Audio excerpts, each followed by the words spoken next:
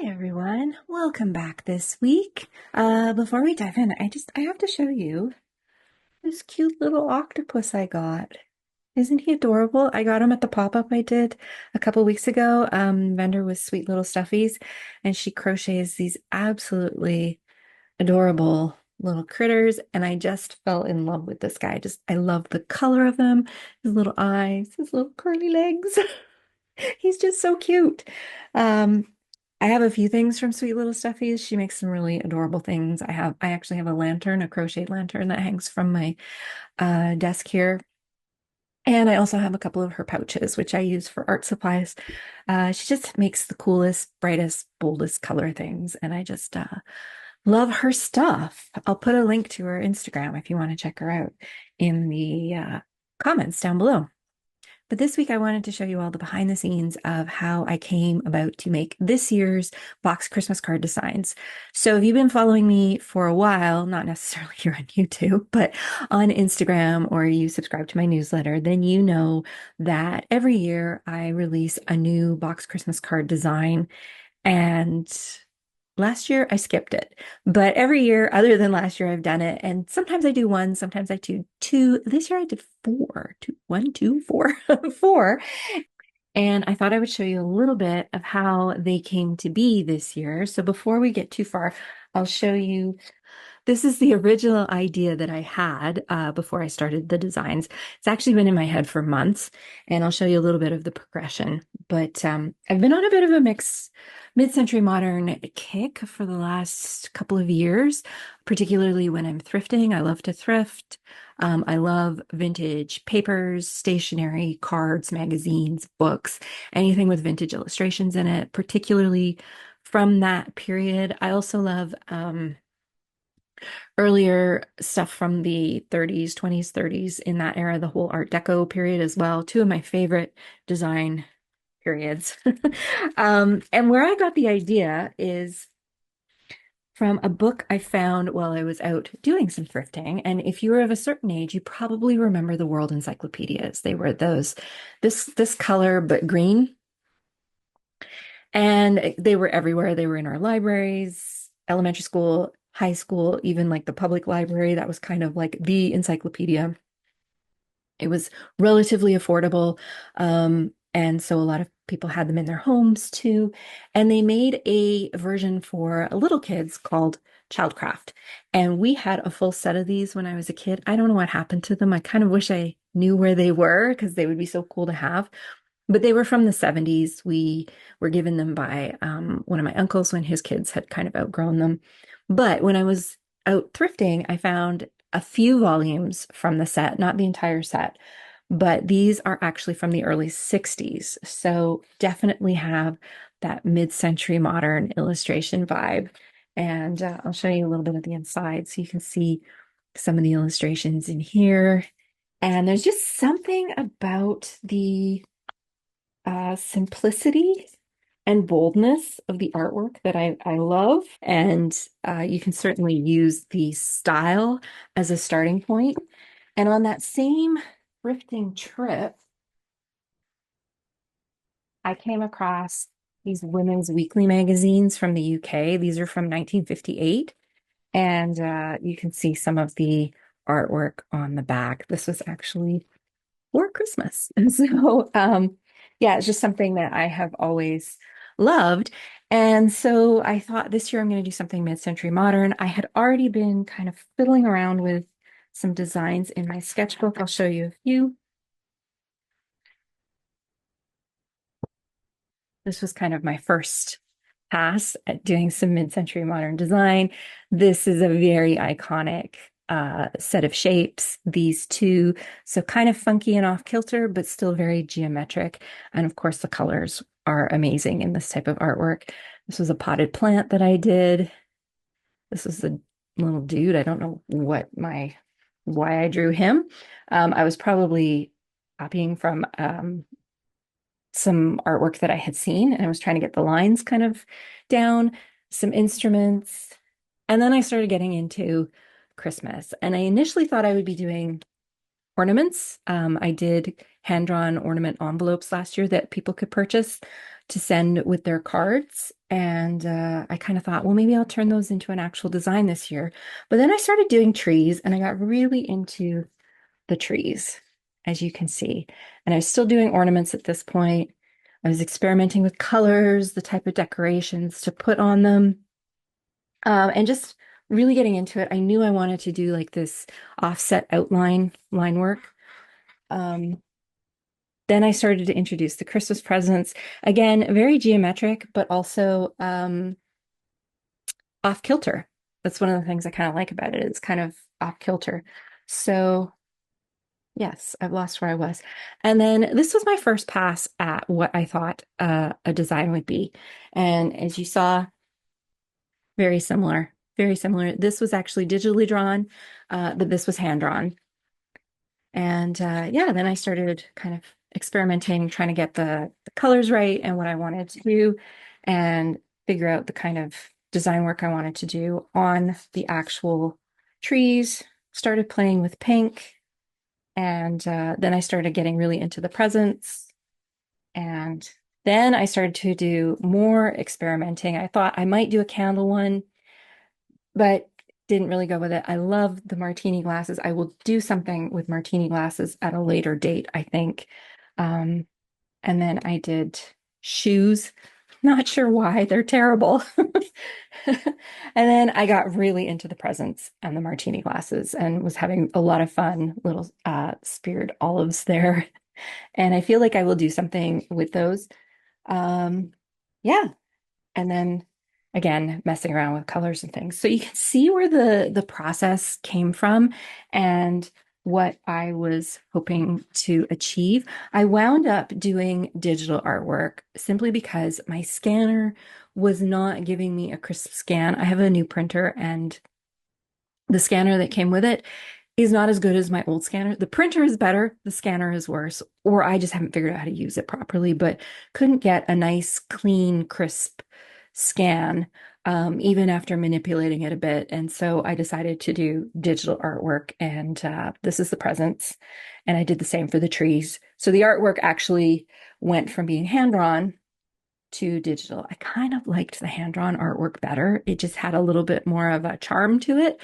But digital artwork is so clean and great for doing things like prints and stickers and not prints. Prints you can do really nicely with hand-drawn artwork, but it's nice for doing stickers and cards and anything that you want to print on a larger scale.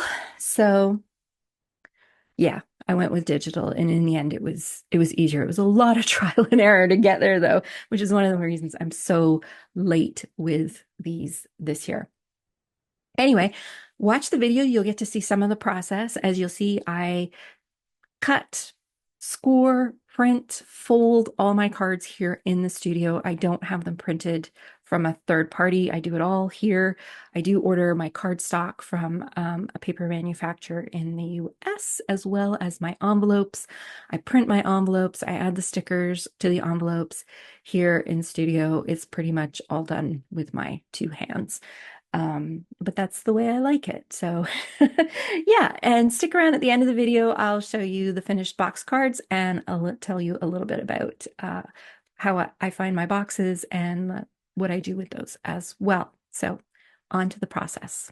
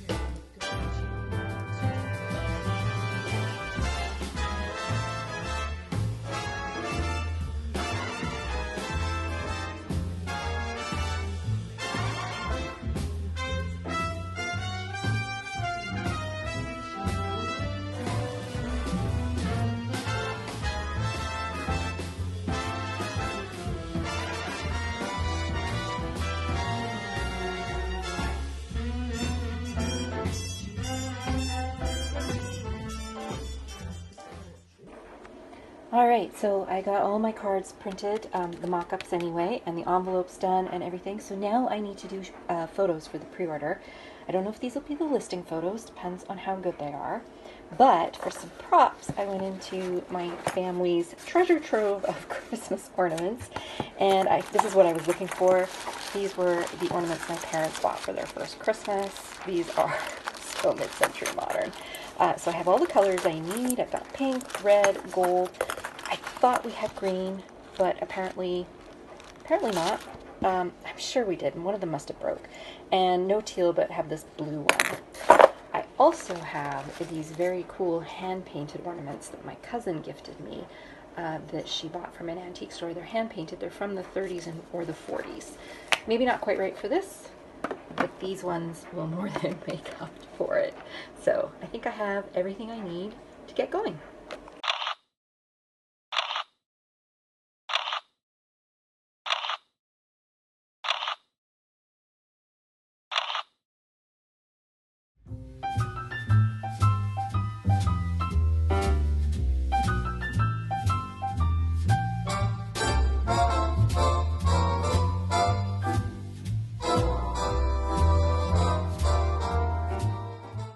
Okay, I hope that was enjoyable for you to kind of see how they're made. You know that show, like how it's made? I love that show. I love getting to see how everything's made.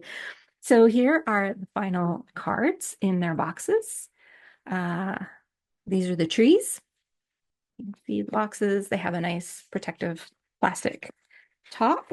And here are the Christmas presents. And so there's 8 cards and 8 matching envelopes in each box. I like to do matching envelopes with artwork on the front and the back. I feel like it's an added extra little touch. And I just think they're so much more fun to receive in the mail. A lot of my customers are snail mail enthusiasts, and they really like that too. They like that there's a little extra sparkle on the envelopes. So I did have a little bit of a glitch. I initially was doing, I normally do 10 cards and 10 envelopes, but I ordered the wrong sized boxes this year and didn't even realize it until I went to start packing them and couldn't fit 10 cards and envelopes into the boxes. So I had to scale back and turn them into boxes of 8, 8 packs. So unfortunately, before I realized it, people had already ordered through the pre-order the 10 packs. And after scrambling, I was able to find enough 10-pack boxes to pack the pre-order ones before changing it on the website. So now there are packs of 8. And yes, they're a little bit cheaper because there's less cards in them. I also had the opportunity to sell these at a pop-up that I did a couple weeks ago. I did a video on that last week and see which ones sold the best. And it was hands down this one. In fact, I didn't sell any of the other designs, but I sold quite a few of these, and it was still September, so it was still quite early, but this is the one that everyone loved. This is my personal favorite, along with the green trees, which were the original idea. But I don't know. I just love these. They're not as traditional, but they are very mid-century modern colors. And I love it. These are the ones that I'm going to be sending out this year. So yeah, if you're wondering where I get the boxes, I get them from Crystal Clear Bags here in Canada. They're a company out of Ontario. I get a lot of my packing and shipping stuff from them. And you can order in very small quantities and very big quantities, which I really like. So yeah, so they're available on pre-order now. And I do a pre-order every year because it helps me, because I'm making them all by hand. Um, Offering a pre-order means people can purchase them early, and I have lots of time to fill those orders before they have to go out. So all my pre-orders, I promise that they'll ship by October 15th, and that is what will happen this year. But it just gives me a buffer. So if I get a lot of orders, I can kind of figure out my making time and and plan a little more better. That doesn't sound right. I can plan a little better because I am a full-time graphic designer and copywriter during the day. So I don't get to work on this 24/7 or 5 days a week like a normal job. It is the side hustle of my hustle.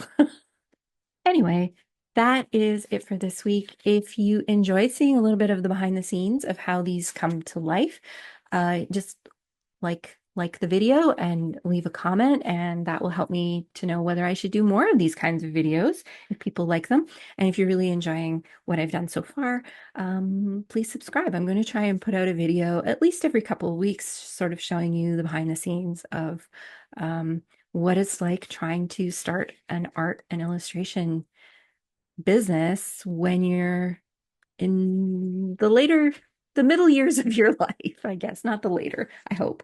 Um, yeah. So if you want to see more of these, just give a thumbs up. And if you want to see the cards, you can find them on my website at finelineillustrations.com. I also have them on my Etsy shop as well. So very cool.